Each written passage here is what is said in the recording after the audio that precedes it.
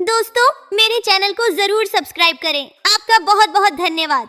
एक समय की बात है, लक्ष्मीपुर के जंगल में बहुत से पशु पक्षी रहा करते थे। उसके बीच रंगीला नाम का एक बड़ा ही नेक हिरण भी रहता था। वह बहुत ही मेहनती, मिलनसार और परोपकारी था। वह अपने मन, कर्म और वचन से सबका ख्याल रखता था। किसी का स्वास्थ्य खराब होने पर वह हालचाल लेने के साथ साथ उसके उपचार की भी व्यवस्था करता था। वह जहां रहता था वहां अपने मेहनत से चारों तरफ हरियाली रहता था। एक बार रंगीला स्वयं बीमार पड़ गया। उसे ऐसा बुखार चढ़ा कि उतरने का नाम ही नहीं ले रहा था। उसने स्वयं कुछ जड़ी बूटियां खाई, लेकिन कोई लाभ नहीं हुआ। उनकी बीमारी की खबर पूरा जंगल में फैल गई थी, लेकिन उसे देखने के लिए कोई नहीं आया। तब उसका मन अधिक मुरझा गया। उसे उठा नहीं जा रहा था। फिर भी वह उठकर थोड़ा आगे आया और उसने देखा कि 2 हिरण उनके इलाके में आ गए थे। वह उनके बड़ी बड़ी हरी हरी घास खा रही थी। उन्होंने जब रंगीला को देखी तो मुस्कुराने लगी। अरे रंगीला, कैसी है तुम्हारी तबीयत? हम लोग तो तुमसे ही मिलने आए हैं, तुम्हारा हालचाल जानने आए हैं। हाँ रंगीला, मैंने सुना तुम्हारी तबीयत बहुत खराब है, तो हमसे रहा नहीं गया, इसीलिए चले आए हैं। अब बताओ, कैसी तबीयत है तुम्हारी? तबीयत में कुछ सुधार नहीं आया है, अब कोई दूसरी दवा लेनी पड़ेगी। हाँ हाँ, अच्छी दवा लेना और अपनी ख्याल रखना। अब तुम आराम करो, हम चलते हैं। रंगीला मुड़कर अपनी घर के तरफ चला गया और इधर दोनों हिरण फिर से रंगीला के इलाके के हरे हरे घास खाने लगी। हमने इस जगह के बारे में जितना सुना था उससे कहीं ज्यादा पाया। रंगीला ने बड़ी मेहनत से ये गुलशन सजाया है। चारों तरफ हरियाली ही हरियाली है। देखकर और खाकर तबीयत खुश हो गई। अभी पेट भरकर खा लेता हूँ, फिर कल रंगीला से मिलने के बहाने आ जाऊंगा। हमें रंगीला से क्या काम, हमें तो यह हरियाली खींच लाई है। चलो, हम फिर कल आएंगे रंगीला से मिलने के बहाने। जब दोनों हिरण का पेट भर गया तब वह वहां से चले गए और अपने इलाके में जाकर वह रंगीला के इलाके के हरे हरे घास के बारे में तारीफ करने लगे। अरे भाई, यहाँ सूखे घास खाकर पड़े हो, वहाँ जाओ रंगीला के दरबार में, रंगीला का हालचाल पूछो और पेट भर के हरे हरे घास खाओ। बहुत अच्छा है रंगीला, उसके बीमार होने पर भी हमें हरे हरे घास खाने के लिए मिल रहे हैं। रंगीला बहुत अच्छा है, बड़ा ही नेक हिरन है, उसके बीमार होने पर भी हमें हरे हरे घास खाने के लिए मिल रहा है। इससे अच्छी बात और क्या हो सकती है। वहां बहुत सारे हिरण की टोली बन गई। वह सब रंगीला के पास पहुंच गए और रंगीला का हालचाल पूछने लगे। पहले तो रंगीला को इस बात की बहुत खुशी हुई कि कितने सारे लोग इनके हालचाल पूछने आ गए, लेकिन उसके बाद का नज़ारा देखकर रंगीला का सर चकरा गया। सारे हिरण उनके इलाके के घास खाने में जुट गए थे। कुछ हिरण तो फल भी खा रहे थे। उनके पास सर उठाकर इधर उधर देखने की भी फुर्सत नहीं थी। रंगीला बेचारा मन ही मन सोचने लगा कि यह लोग मेरे पास 2 घड़ी भी नहीं रुके और घास खाने में जुट गए। अगर यही हाल रहा तो मेरे इलाके के सभी घास खत्म हो जाएंगे, मेरे खाने के लिए भी कुछ नहीं बचेगा। लेकिन उसके थोड़ा देर बाद ही उनका मित्र भालू वहां आ गया। उसके आने में देर हो गया था। माफ करना दोस्त, मुझे आने में देर हो गई है। तुम्हारे लिए औषधि लाने बहुत दूर चला गया था। औषधि तो मिल गई, लेकिन आने में थोड़ी देर हो गई। ये जड़ी बूटी तुम जल्दी खा लो और जल्दी से ठीक हो जाओ मेरे दोस्त। रंगीला ने वह औषधि खाई और कुछ देर बाद ही उसे आराम मिलने लगा। उसका दोस्त भालू उनके साथ ही रुका रहा और 2 दिन के बाद रंगीला का तबीयत ठीक हो गई। लेकिन उनके खाने के लिए न कोई घास बचा था, न कोई फल बची थी। उनकी सारी मेहनत पर पानी फिर गया था। वह बहुत उदास हो गया। दोस्त रंगीला, मैं जानता हूँ ये मतलब का संसार है। ज्यादातर यहाँ सब दोस्ती दिखावा का ही करते हैं। सब अपने फायदे की सोचता है। तुम चिंता मत करो, हम दोनों मिलकर यहाँ फिर से अपना गुलशन सजाएंगे, एक नई दुनिया बनाएंगे। इस कहानी से हमें यह सीख मिलती है कि मन में कपट रखने वाला मित्र शत्रु से भी ज्यादा खतरनाक होता है। दोस्तों, मेरे चैनल को जरूर सब्सक्राइब करें। आपका बहुत बहुत धन्यवाद। सरयू नदी के पास एक बहुत बड़ा जंगल था। उस जंगल में काफी सारी जानवर रहते थे जो प्यास लगने पर नदी में आकर पानी पीते थे। नदी के दूसरे किनारे पर एक और छोटा सा जंगल था जहां बहुत कम जानवर थी। एक दिन बड़ी जंगल का छोटा खरगोश सरयू नदी के पास आकर पानी पी रहा होता है। तभी नदी के दूसरी ओर खड़ा एक बाघ उसे देख रहा होता है। यह खरगोश आज मेरा भोजन बन सकता है। वैसे भी मेरे जंगल में अब शिकार करने लायक जानवर बचा भी नहीं है। क्यों न मैं नदी के उस पार वाले जंगल में जाकर शिकार करूं। और वैसे भी वह जंगल बहुत बड़ा है और वहां का शेर भी मूर्ख और शाकाहारी है। पता नहीं ऐसे शेर मर क्यों नहीं जाते। बाघ खरगोश को देखकर शिकार करने की सोचता है और शिकार करने की लालच में नदी के दूसरी ओर चला जाता है। अपनी ओर बाघ को आता देख खरगोश वहां से भागने लगता है, पर तभी बाघ उसे आवाज देकर रोक लेता है। अरे खरगोश, मुझे देखकर कहाँ भाग रहे हो? तसल्ली से पानी पी लो भाई, मैं तो बस तुमसे बात करने आ रहा था। क्या तुम सच बोल रहे हो? हाँ, मुझे तुम्हारे जंगल का शेर सिंह के बारे में बात करना है। मैंने सुना है कि वह तुम्हारा बहुत चिंता करता रहता है। खरगोश समझ चुका था कि बाघ उसे अपनी बातों में फुसलाने की कोशिश कर रहा है, इसीलिए खरगोश उसकी बातों का कोई जवाब नहीं देता और तुरंत वहां से भागने लगता है। परंतु खरगोश बाघ से तेज नहीं भाग पाता और बाघ उसका शिकार कर लेता है। यहाँ के जानवर बड़ी आसानी से शिकार हो जाते हैं, तो क्यों न मैं इसी जंगल में रहकर आसानी से शिकार किया करूं। बाघ अभी इसी जंगल में रहकर ही शिकार करता रहता है। इस तरह से जंगल में जानवर कम होने लगते हैं। एक दिन अरे लोमड़ी, मैंने सुना है कि तुम अपनी सहेली से मिलने के लिए दूसरे जंगल में जा रही हो। हाँ, लेकिन तुम्हें मेरी इतनी चिंता क्यों हो रही है? देखो लोमड़ी, तुमने सांप के अंडे के साथ जो हरकत की थी, जिसके लिए तुम्हें शेर सिंह ने सजा दी थी, इसके लिए तुम जंगल से भाग नहीं सकती। लेकिन मैं भाग नहीं रही हूँ, मैं तो अपनी सहेली से मिलने उस जंगल में जा रही हूँ। पर मुझे शक है कि तुम मौके देखकर भाग भी सकती हो, इसीलिए मैं तुम पर नजर रख रहा हूँ।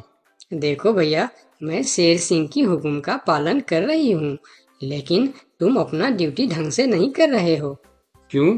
तुमको क्यों लग रहा है कि मैं अपनी ड्यूटी ढंग से नहीं कर रहा हूँ? दरअसल इस वक्त तुम्हें जंगल में हमारी जानवर पर ध्यान रखनी चाहिए, क्योंकि हमारी जंगल की जानवर कम हो रहे हैं।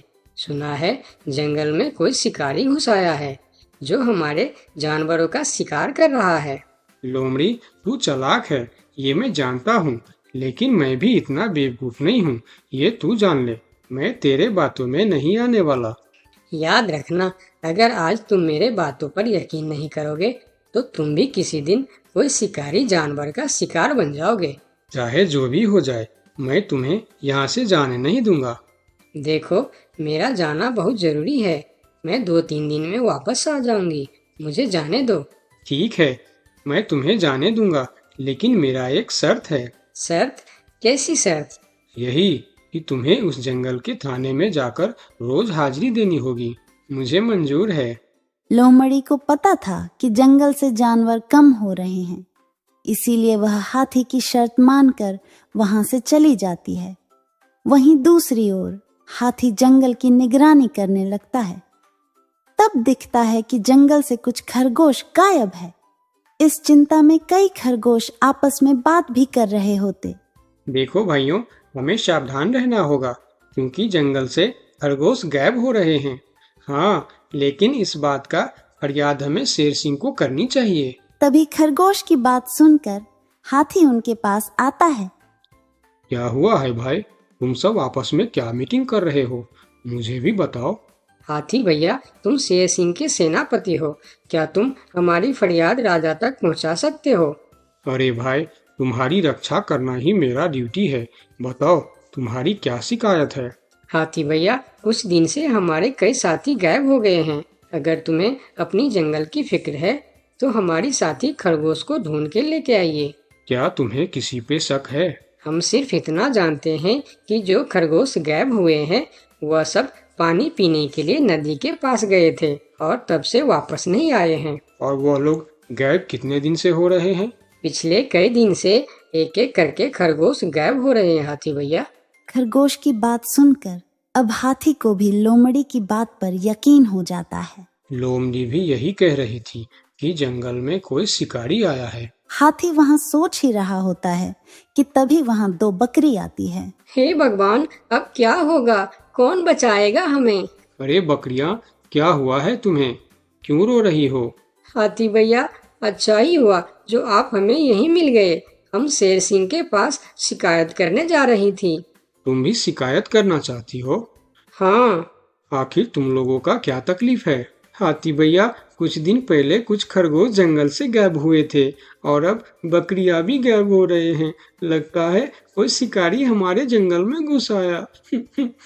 पूरा जंगल इसी बात से परेशान था कि आखिर उनका शिकार कर कौन रहा है। अब वह सभी मीटिंग के लिए शेर सिंह के पास जाते हैं और सारी बातें शेर सिंह को बताते हैं, जिस पर शेर सिंह अपनी जंगल की जानवरों से कहता है, आप सब फिक्र मत करो, मैं बहुत जल्द पता लगा लूंगा कि यह काम किसका है और कौन हमारे जंगल का जानवरों का शिकार कर रहा है। तो अब हम क्या करेंगे शेर सिंह? आप लोगों से हमारी यह विनती है कि आप लोग जंगल से बाहर नहीं जाएंगे। जिसको भी पानी पीना है वह इसी जंगल का तालाब का पानी पिएगा। महाराज, आपका ये हुक्म हमें कब तक पालन करना होगा? एक बार बस मैं उस शिकारी को पकड़ लूं, उसके बाद आप लोग जंगल से बाहर जाकर भी पानी पी सकते हो। सभी जानवर शेर सिंह की बात मान जाता है और जंगल से बाहर जाना बंद कर देती है। 2 दिन बीत जाती है और जंगल से कोई भी जानवर गायब नहीं होता। उधर शिकार नहीं मिलने पर अब बाघ परेशान हो जाता है, क्योंकि 2 दिन से उसने कोई शिकार नहीं किया था। इतना बड़ा जंगल है, इतने सारे जानवर है, तो फिर यह कमबख्त जानवर पानी पीने के लिए बाहर क्यों नहीं आ रहे हैं? 2 दिन से मैंने कोई शिकार नहीं किया, भूख के मारे मेरी जान निकल रही है। लगता है अब शिकार करने के लिए नदी का किनारा छोड़ जंगल के अंदर जाना पड़ेगा। आखिर मैं भी तो देखूं, इस जंगल में सभी जानवर आखिर गायब कहाँ हो गए हैं। अब देखता हूँ मुझसे कैसे बचते हैं इस जंगल के जानवर। इतना बोलकर बाघ छुपकर जंगल के अंदर घुस जाता, जहां वह देखता है एक बकरी घास खा रही होती है। उस बकरी को घास खाता देख बाघ पीछे से उस पर हमला कर देता है और उसे मारकर अपने साथ जंगल से बाहर ले जाता है। ये सब एक दूसरी बकरी देखती रहती है। अच्छा, तो ये बात है। अभी मैं जाकर शेर सिंह को बताती हूँ। फिर बकरी सभी जानवरों को इकट्ठा करके शेर सिंह के पास पहुंचती है। महाराज, हमारे जंगल में दूसरे जंगल का बाघ घुस आया है और वही हमारे जंगल में शिकार कर रहा है। महाराज, वह बहुत तेज और बहुत दुष्ट शिकारी है। उसने हमारे सामने ही हमारे साथी को मार डाला, जो मैंने अपने आंखों से देख के आया हूँ। महाराज, अब आप कुछ कीजिए महाराज, नहीं तो हमारे प्रजाति खत्म हो जाएंगी। महाराज, अब कुछ करना ही पड़ेगा। अब आप कुछ कीजिए महाराज, नहीं तो हमारी प्रजाति खत्म हो जाएंगी। हाँ महाराज, अब कुछ करना ही पड़ेगा। सबकी बात सुनकर शेर थोड़ी देर सोचकर बोला, लोमड़ी कहाँ है? महाराज, वो नदी के उस पार वाले जंगल में गई है। शेर सिंह लोमड़ी के मदद से बाघ को पकड़ने का मन ही मन प्लान करके बोला, देखो, इस जंगल का जानवरों का रक्षा करना हमारा पहला कर्तव्य बनता है और मैं आप लोगों की रक्षा जरूर करूंगा। बस आप सबको मेरा साथ देना होगा। जैसे मैं बोलूंगा वैसे आप सबको करना होगा। हाँ, हम सब तैयार हैं महाराज। तो सुनो, आप लोगों में से कोई भी उस नदी के किनारे नहीं जाएगा और जब वह शिकारी को शिकार नहीं मिलेगा तब वह जंगल के अंदर आने के लिए मजबूर हो जाएगा, और वो जब जंगल के अंदर आ जाएगा तब मैं जंगल के किसी एक जानवर को उसके सामने भेजूंगा। फिर जैसे ही वह मेरे भेजे हुए जानवर का शिकार करने जाएगा हम सब उस पर हमला बोल देंगे। मतलब हम में से किसी एक को अपनी जान खतरे में डालनी होगी महाराज। हाँ, मगर मौत के मुंह में जाने के लिए कौन तैयार होगा महाराज, वह तुम्हें कल पता चल जाएगा। शेर सिंह अपने गुप्तचरों द्वारा लोमड़ी को संदेश भिजवाकर उसे वापस बुलाता है। आपने मुझे इतनी रात में यहाँ क्यों बुलाया महाराज? लोमड़ी, मैं तुम्हारी सजा माफ करना चाहता हूँ, मगर तुम्हें मेरा एक काम करना होगा। सजा से छुटकारा पाने के लिए मैं कुछ भी करने के लिए तैयार हूँ महाराज। ठीक है, तो सुनो। लोमड़ी की हाँ करती ही शेर सिंह ने बाघ को पकड़ने का प्लान उसे बता दिया। महाराज, जब बाघ मेरा शिकार करने आएगा तब आप मुझे टाइम पर आकर बचा तो लेंगे ना? मैं शेर हूँ, कोई नेता नहीं जो वचन देकर मुकर जाऊंगा। तुम निश्चिंत रहो, तुम्हें कुछ भी नहीं होगा। अगले दिन प्लान के अनुसार लोमड़ी नदी के किनारे जाता है। शिकार को आता देखकर बाघ खुश हो जाता है। वाह, आज मुझे पेट भरकर खाना मिलेगा। शिकार के नजदीक आते ही मैं उसे मार दूंगा। लोमड़ी डरते डरते नदी के किनारे पहुंच जाता है। हे भगवान, टाइम पर शेर सिंह को भेज देना। कैसी हो लोमड़ी? मैं ठीक हूँ बाघ भाई। अभी तो तुम ठीक हो, लेकिन थोड़ी देर बाद ठीक नहीं रहोगे। क्या मतलब? मतलब ये कि मैं अभी भूखा हूँ, और जब मैं भूखा होता हूँ तो किसी का भी शिकार कर लेता हूँ। इतना बोलकर जैसे ही बाघ लोमड़ी की तरफ जाता है वो शेर सिंह के जाल में फंस जाता है और वहां सारी जानवर आ जाता है। बाघ, तू शिकार के लालच में मेरे चंगुल में फंस गया है। अब तेरी कहानी खत्म। तुमने मुझे धोखा दिया शेर सिंह। जैसी करनी वैसी भरनी, मुहावरा तो तूने सुना ही होगा। बाघ, तू सबको धोखे से मारता था, इसीलिए मुझे तुम्हें भी धोखे से मारना पड़ा। मुझे माफ कर दो शेर सिंह, मैं हमेशा के लिए जंगल छोड़कर चला जाऊंगा। तूने हमारे जनता पर अत्याचार किया है, अब तुम्हें इसका हिसाब चुकाना पड़ेगा। साथियों, अपना बदला ले लो। शेर सिंह की आज्ञा मिलते ही सारे जानवर उस बाघ पर टूट पड़ता है। इस तरह से शेर सिंह अपने चालाकी और सूझबूझ से अपने जंगल के जानवरों की रक्षा करता है। इस कहानी से हमें यही सीख मिलती है कि धोखे का अंजाम धोखा ही होता है, जैसी करनी